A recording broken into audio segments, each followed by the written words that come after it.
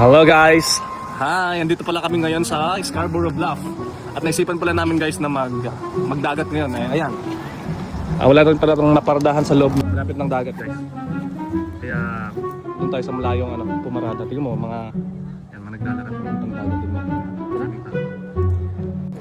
Ayun guys, matatapos pala natin lagay ng sunscreen. Tsaka sa ating mga mata ay itim na tayo. Yun yun naman. Mate. Naka sunscreen protection. Yan, may dala rin pala kami dito guys. Panig. Sobrang daming tao pala dito guys. Pinag-iwanan ng mga sasakyan sa malayo. Siguro mga 1 kilometro. Ganun kalayo. Ang Scarborough Bluff pala guys kasi isa sa pinakamalapit na dagat na pwedeng paliguan. Kaya laging maraming tao. Gusto daw kasi niyang mag-sunbathing guys. Mag-two-piece. Tingnan natin mamaya.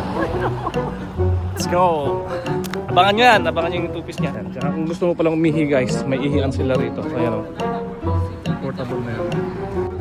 Boss, dagat pa more. 20 minutes na yung naglalakad guys. Whoosh! Dito na tayo sa lapit sa dagat. Kanya-kanyang pwesto ng mga may mga Pilipino rin pala rito. Parang akong nasa Brazil. Nakapili na tayo ng spot. Boss, okay na dyan? Yan, medyo lilim tayo. So ngayon guys, dito na tayo. At nakapwesto na tayo, nakahanap na tayo ng pwesto. At dito nga napili natin. Tingnan nyo guys, dami na kasupis. Yan, medyo mapupusog tayo.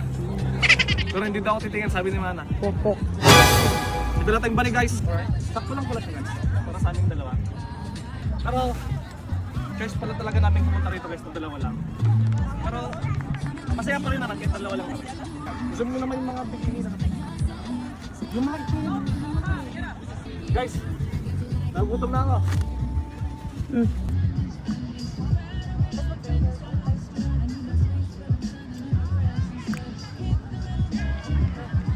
Boss, tingnan mo ko.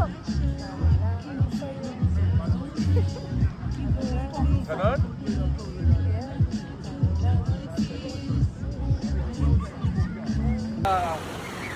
Sinubukan natin maligo guys, pero sobrang lamig. Tsaka kung makita nyo guys, walang naliligo as in. Tapos mahangin pa.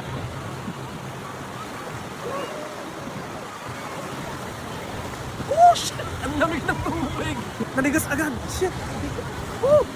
Hindi kaya guys, hindi kayang maligo.